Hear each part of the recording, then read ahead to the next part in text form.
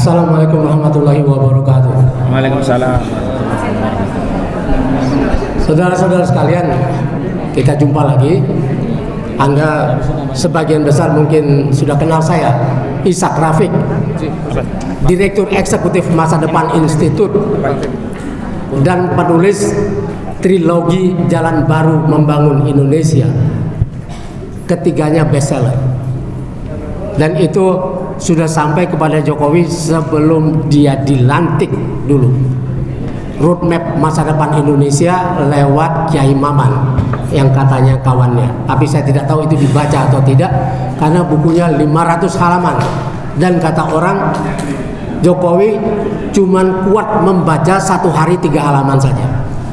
Jadi kalau ada 500 halaman kapan habisnya? Tapi pembahasan kita bukan itu. Saya sudah melansir 130 video dalam bidang ekonomi politik lewat channel Future Channel. Dan apa yang menjadi keputusan Purnawirawan TNI 8 keputusan itu adalah suara kita bersama, suara keinginan rakyat bahwa Prabowo harus bersih dari pengaruh Jokowi, apalagi Jokowi membuat dia menjadi gerhana, tidak terlihat karena ada matahari di depannya, ya, yang menghalangi sinarnya keluar. Nah, pengaruh Jokowi ini dimasukkan ke kabinet oleh Jokowi lewat 17 menterinya.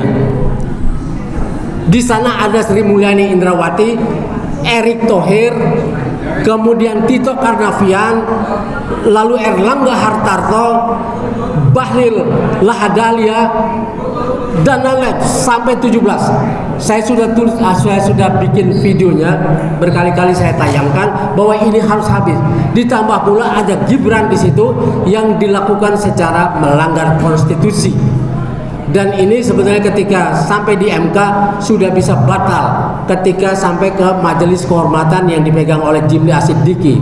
Tapi kemudian Jimli merubahnya menjadi sidang etik yang membuat Gibran tetap jalan sebagai cawapres. Dan ini memang keinginan Jokowi untuk melanjutkan periode dia yang ketiga lewat Gibran. Ini sesuatu yang mengerikan. Bagaimana menghentikan pengaruh Jokowi dari kabinet Prabowo? Sebetulnya sejak awal Prabowo tidak perlu melantik 17 menteri itu. Kalau dia 4 kali mencalonkan diri, artinya 20 tahun sudah bersiap. Artinya sudah punya orang untuk diletakkan di posisi manapun di kabinet. Tapi ternyata menerima itu membuang hak prerogatifnya sebagai presiden terpilih. Maka Jokowi menjadi punya kuasa yang sangat besar ditambah Gibran.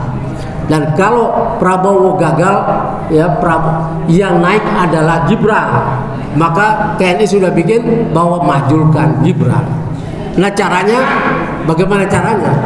Nah caranya ini harus bisa kembali kepada persoalan konstitusi itu. Dan ini kita banyak punya lawyer. Yang kedua, menteri-menteri di kabinet itu 17 menteri terlibat dalam kerusakan negara ini dari sisi korupsi maupun penyerahan tanah-tanah rakyat kepada konglomerat yang seharusnya dilindungi, malah tanah-tanah rakyat itu dari mulai Rempang, Morowali, Seruyan, Halmahera, kemudian sampai kepada Papua, lalu Kendeng, Wadas, sampai kepada PIK 2 ini yang akan menghabisi Banten. Saudara-saudara sekalian, ini masalah yang sangat besar yang tidak boleh dibiarkan. Dan kalau kita mau menghentikan pengaruh Jokowi, maka korupsi yang sudah melanda kita ini, kasus-kasus itu harus dilaporkan dari mulai kasus Pertamina sampai kepada urusan-urusan pencucian uang, penyelundupan emas dan lain sebagainya sudah ada dalam video saya. Dan ini baru bisa kita memecat menteri-menteri itu. Wassalamualaikum warahmatullahi wabarakatuh.